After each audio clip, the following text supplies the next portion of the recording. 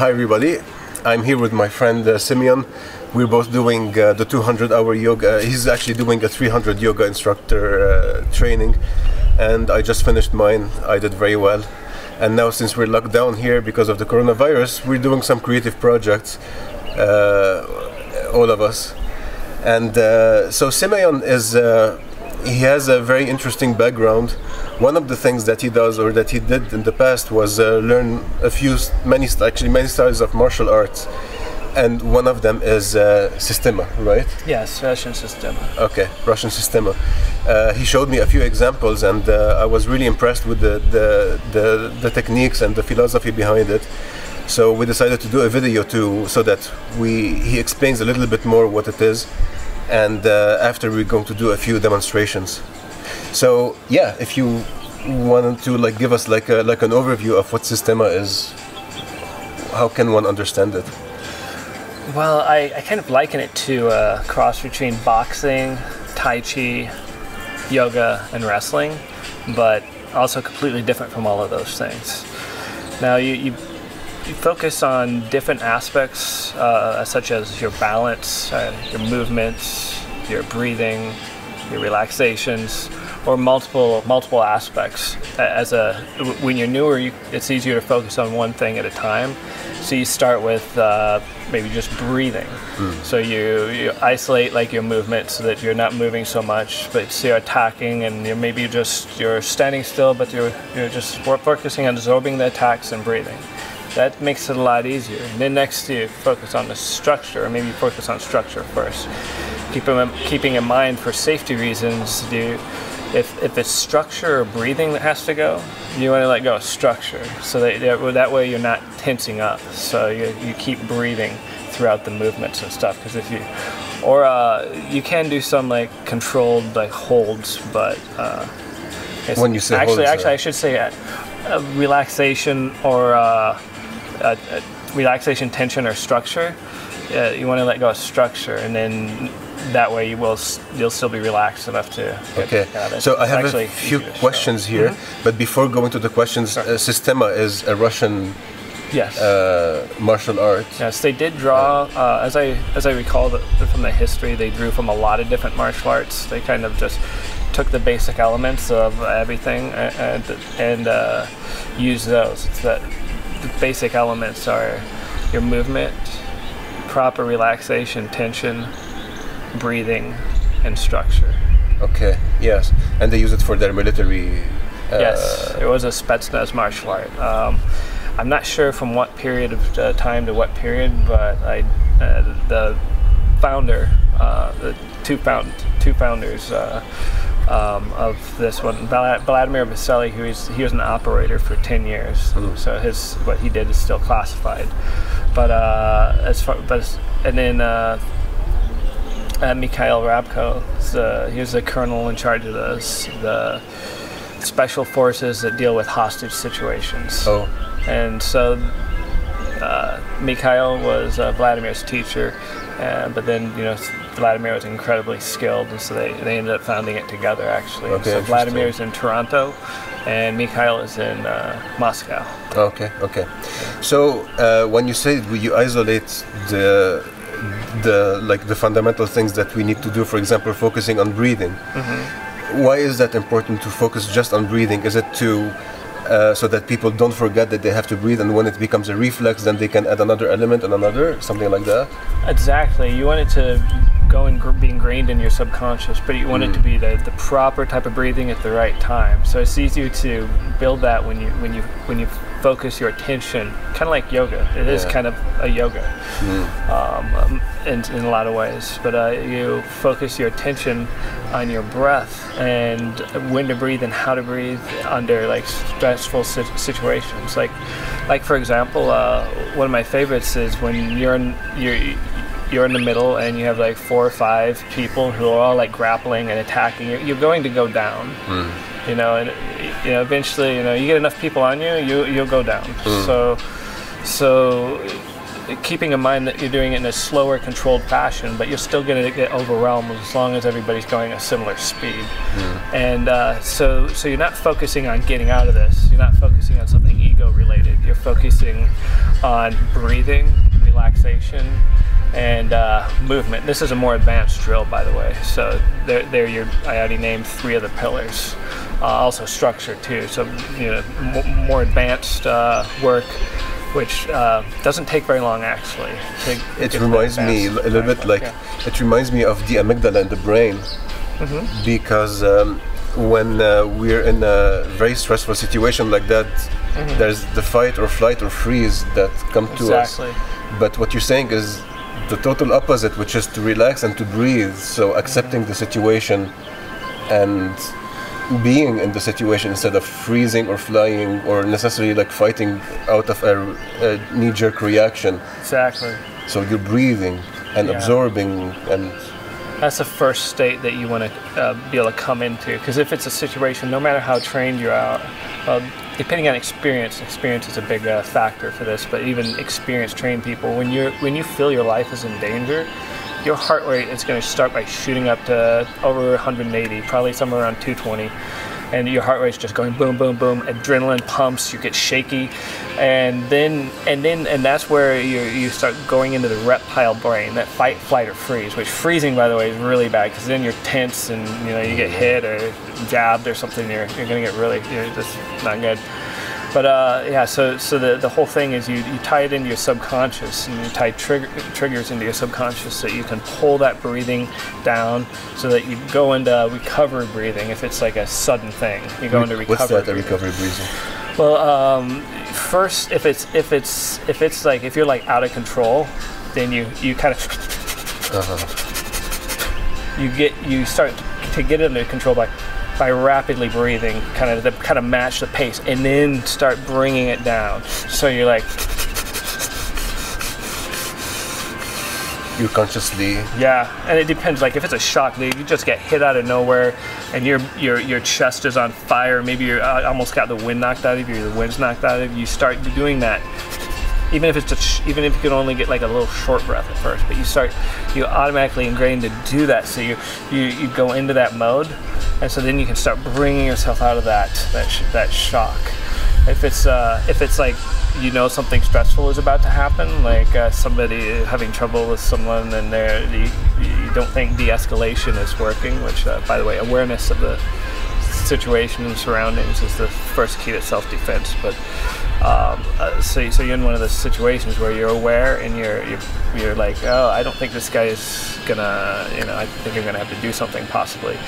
That's where you can start breathing. Your body's gonna want to go to that 220 or something heart rate and just overwhelm you. And so that's where you can start breathing deeply, calm down, and then, and just let it flow, move from there. It's kind of the interesting. Yeah.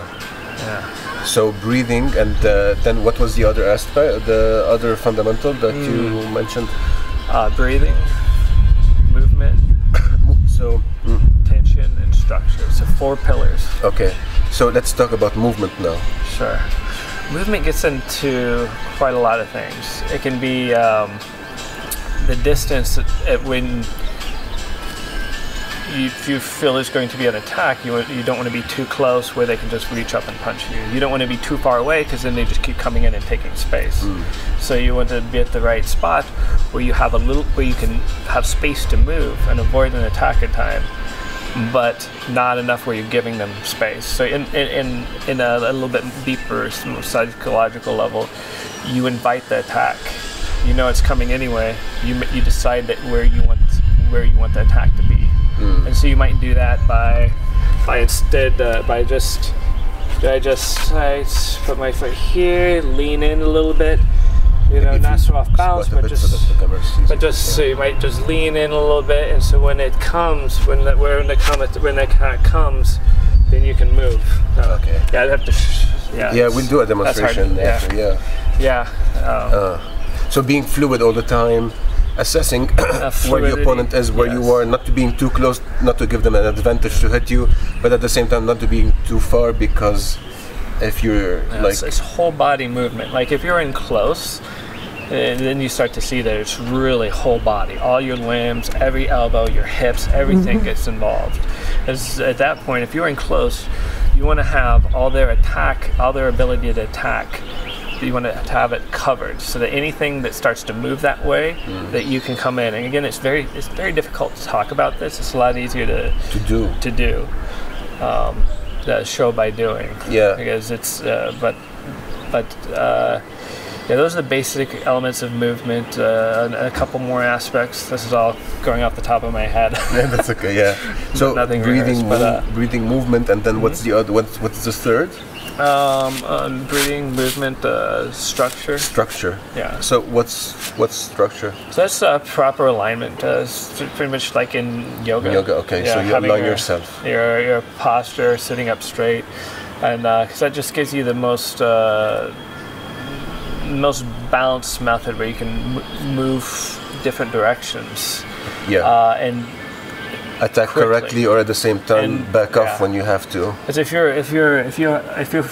attack and you're forward and you're leaning forward, you're completely off balance. Yeah, yeah. So it's finished keeping your center of gravity between your feet, Interesting. Yeah. And the fourth aspect? See, we covered structure, breathing, movement, structure, breathing, movement, tension. Tension. Yes. What's tension? It's a big one. Yeah.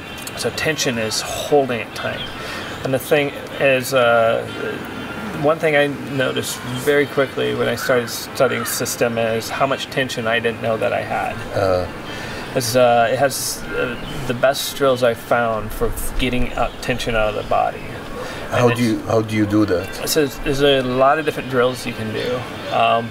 But the very basic one is one I like a lot is you isolate tension to a certain part of your body, like say only the arms, and then you work where you have to. The rest of your body has to remain fluid, and or just your leg muscle, and everything else has to remain fluid. And you focus. You can do it with a partner or without somebody. Like a partner could just tap this area and hold onto this area or grab this area. And that has to be tense. Or you could do it yourself, where I just focus on thinking about this tension right here. And we did everything else is relaxed. Yeah, we did this a little bit together, and the trick is to have a good control of the body, because we just want this part to be tense and everything as fluid. Yeah, you develop individual groups of muscle tension, so you can consciously tense or relax that portion. Good. So shall we do a demonstration to show? Sure. Okay. All right. So let's we'll go back to the first thing we're doing, which is just a pushing drill. So I'm going to start by taking my hand and pushing it, and then you'll do the same. I'm going to close my eyes. Absorbing. Actually, yeah. Just not try to absorb too much. I absorbed a little too much that time. Just go ahead and push. And then I'm just going to let it push me. So there, I'm not going to do anything. Just relax and let it push you however your body thinks. And you can attack anywhere. Yeah, you can attack anywhere. Face, knees, doesn't matter. And so you see, I'm just going with it. I'm not redirecting it. Keep in mind, I have my eyes closed. Yeah. Just start with punches. For this drill, those are 2 punches for now. Okay. So that way I can just feel it and I can go in the direction. Yeah. So there I'm just feeling it and going with it. Okay. And now keep going. Now I'm going to start redirecting it, and then maybe a little counter. Pushing, yeah. And then slow it down. Okay.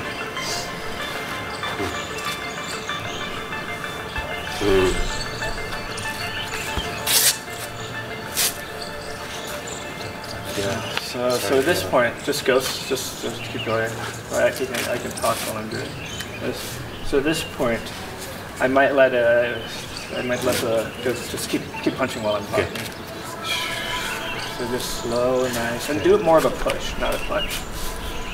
So there, I let it get a little bit of me, but now I see I start to allow my body to shift and rotate a little bit, but not so much. I'm not going completely with it, but I'm letting it contact, and then I'm rolling with it a little bit, or whichever direction it takes me. I'm shifting a little bit. So, just like that. And just shift with it.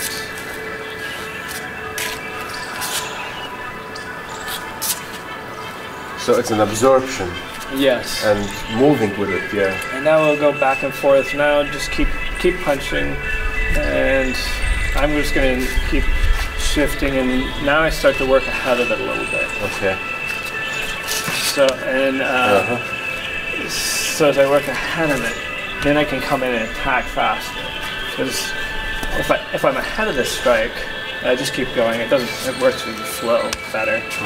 So if I'm ahead of the strike, I can be coming in before that strike's already hit. Especially if I structure up in a good way that like allows me to, that like gets me ready, and then I can kind of unwind like a I don't know if a slinky, like a spring, exactly. So those, if my movement is correct, my relaxation is correct, my posture is correct, and my breathing's correct.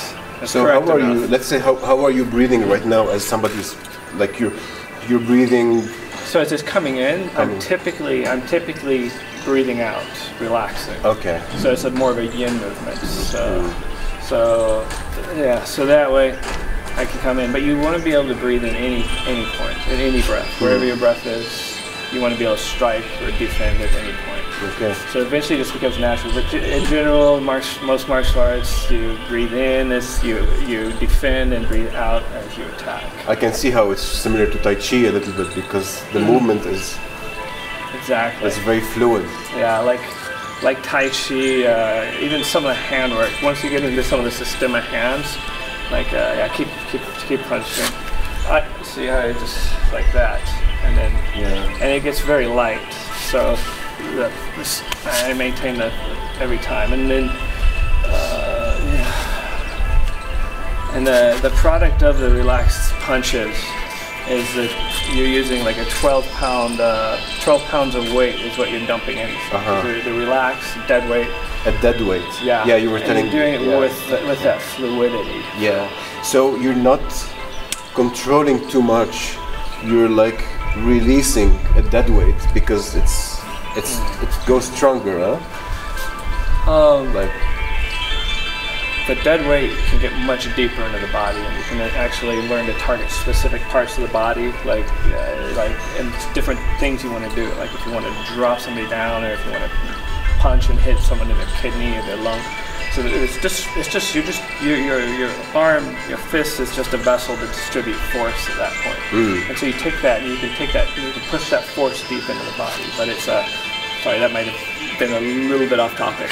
No, I think it's really on topic, and it makes me think of yoga too, because in yoga, for example, when I stretch this way, or when I tell myself that I want to move just like less than 1 inch this way, I feel that there is a big difference in the stretch. And same with the movement. If I'm really controlling like how I'm going, it's not as effective as if my hand is a dead weight.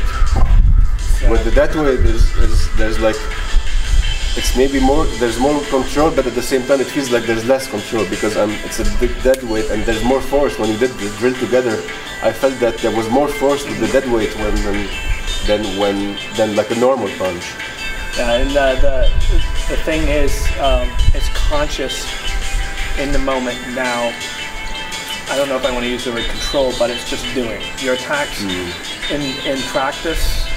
Once you develop enough fundamentals,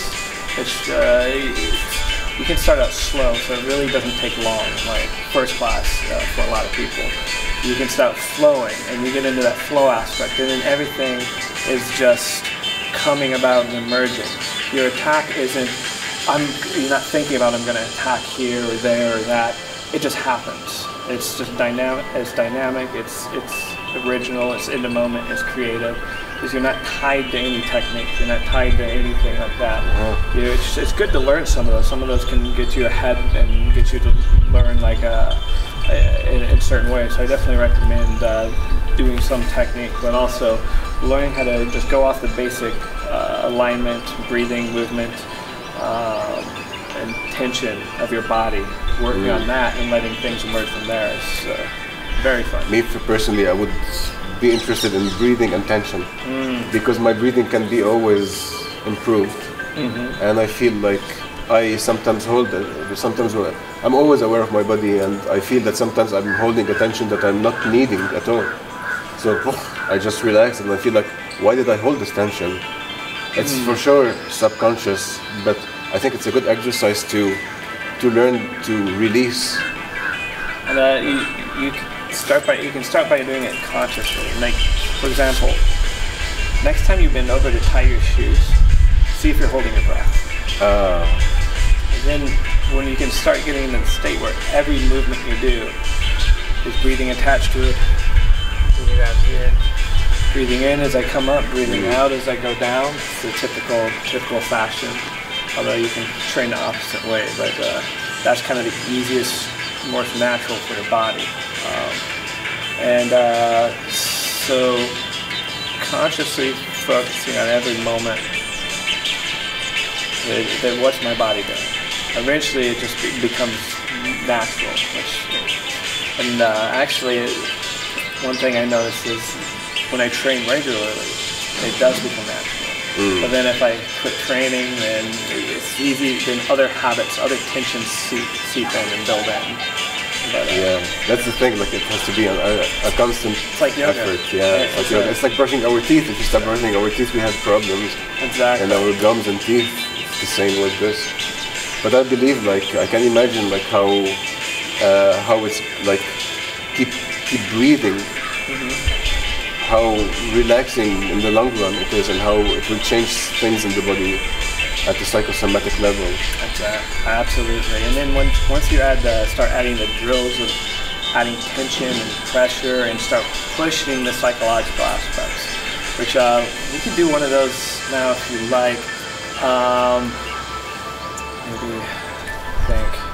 So it's like let's do some squats. Okay.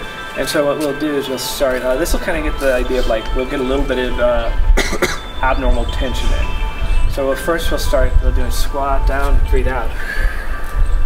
Breathe in. Whatever's comfortable with your knee and stuff.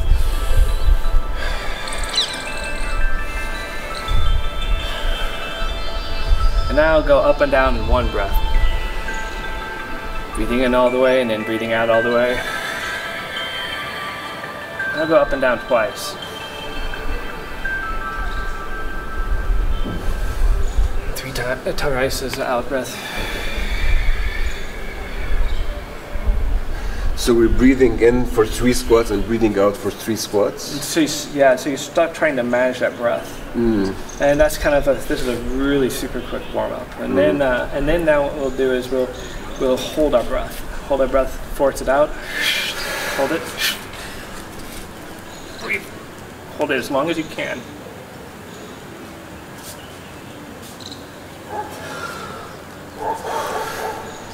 You want to hold it until your body starts.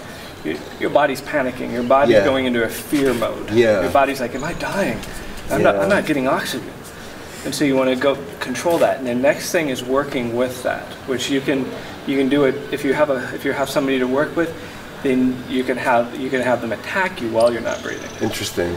Or while you can hold a breath in or hold a breath out. And that's so that the psyche becomes like to know that there's no danger. We think that we're panicking because there's a danger, but actually the body can keep going without having to breathe at this point. Something like that. Yeah, it's training you to feel that panic mode, go into it, and keep moving. In whatever method. You start with simple exercises like squat or push-ups or something like that, but then you move on to dynamic where one guy's holding you and you can't, or like even like one guy's holding you and the other person's attacking you. And so you just have to just move and just kind of feel like that without breathing. It's a bit like deep divers. Deep diving is like that because at some point when the diaphragm starts to at 2 minutes, like 1 minute and a half, you start wanting to breathe and we're panicking. But at this point, there's no danger yet because the body can go for a long time.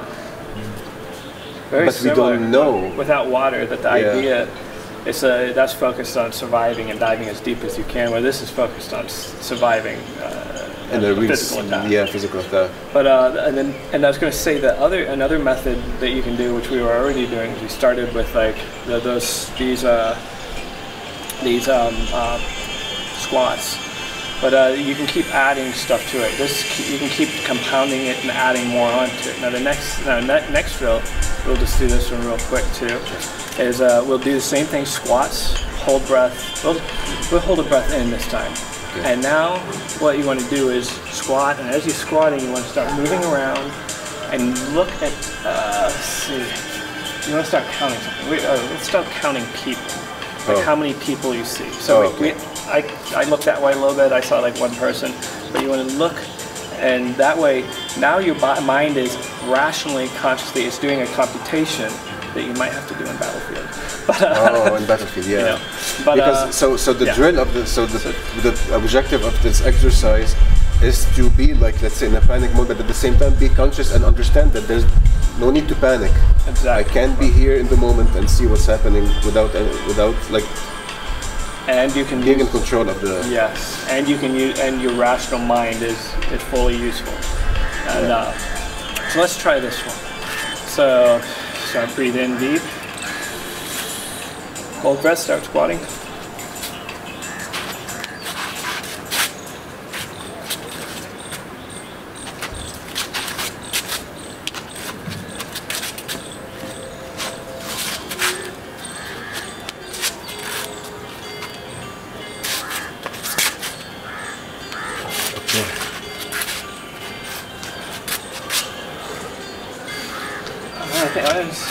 I saw 6. Yeah, you got me beat. I only saw 3.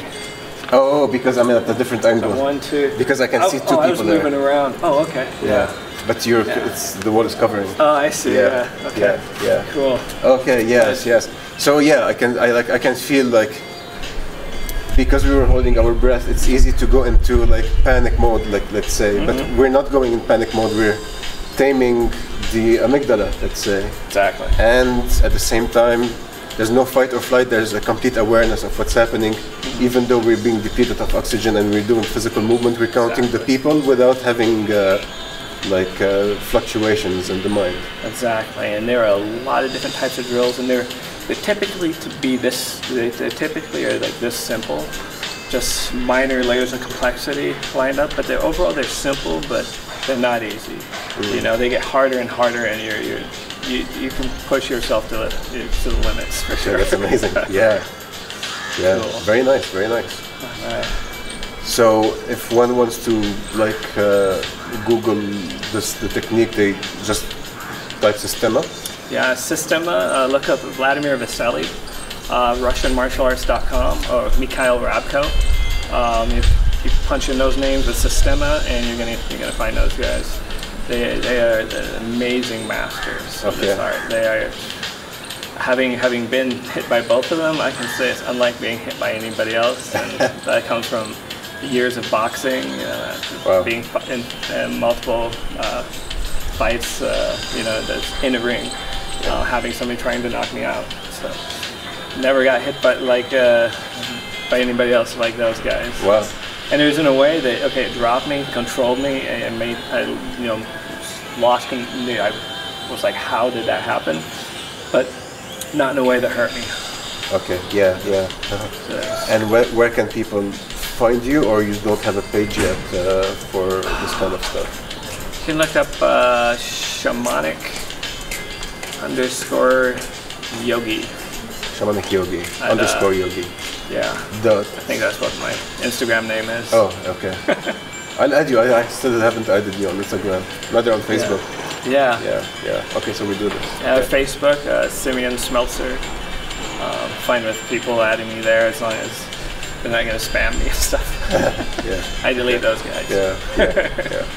Well, thank you. That was great. Cool. Thank you. Yeah. Okay. Wow. Nice.